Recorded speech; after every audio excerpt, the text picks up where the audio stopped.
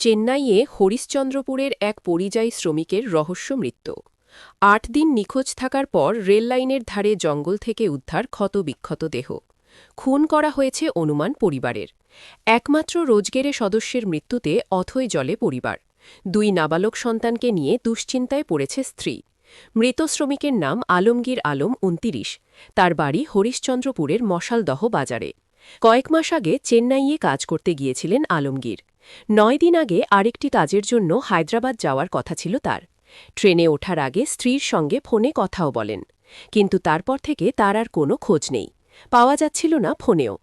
আশেপাশে থাকা তার সহকর্মীরা স্থানীয় থানাতেও জানান। ৮ দিন নিখোঁজ থাকার পর চেন্নাইয়ের যে স্টেশন থেকে হায়দ্রাবাদ যাওয়ার উদ্দেশ্যে তার ট্রেনে ওঠার কথা ছিল, তার পরবর্তী স্টেশনের কাছাকাছি রেললাইনের ধারে জঙ্গল থেকে আলমগীরের ক্ষতবিক্ষত দেহ উদ্ধার হয়। খবর আসতেই কান্নায় ভেঙে পড়ে স্ত্রী থেকে শুরু করে পরিবারের লোকেরা। আলমগীরের উপর নির্ভর ছিল সমস্ত সংসার। ছোট ছোট ২ সন্তান রয়েছে। গভীর শোকের মাঝেই অনিশ্চিত ভবিষ্যৎ নিয়ে দুশ্চিন্তায় আলমগীরের স্ত্রী। কাজে গিয়েছিল ওখানে, কোথায় কাজ করছিল? ওখান থেকে পেমেন্ট নিয়ে এনেছে ঠিকাদারের কাছ থেকে। দেখুন না, হায়দ্রাবাদ যাচ্ছিল। আমার সাথে ৫টার আগে ফোন করেছিল, ৪:৫টার সময় কথা বলেছি যে ওখানে গেল।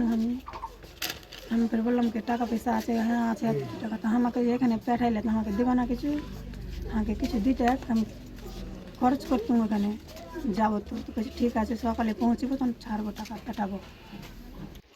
ঠিক আছে, এখন রাখছি, ট্রেনে উঠে ফোন লাগাবো। তারপরে আর কোনো খবর নাই? না, এরপরে আমি ফোন লাগাই, আমাকে বলেছে ফোন লাগাবো ট্রেনে উঠে। তারপরে আমি ফোন লাগাই না, তো আমি ফের করছি। মানে কোথা থেকে কোথায় যাচ্ছিল? চেন্নাইতে কাজ করছিল? চেন্নাই থেকে কোথায় যাচ্ছিল? হায়দ্রাবাদ। আচ্ছা, তারপরে কথা হয়েছিল? ট্রেনে ওঠার কথা হয়নি। এদিক থেকে ফোন রিসিভ করে না। ঋণ হয়েছে ফোন ঋণ হয়েছে, ফোন রিসিভ হচ্ছে না। ওর সঙ্গে কি আর কেউ যাচ্ছিল? না, ওই একাই যাচ্ছিল।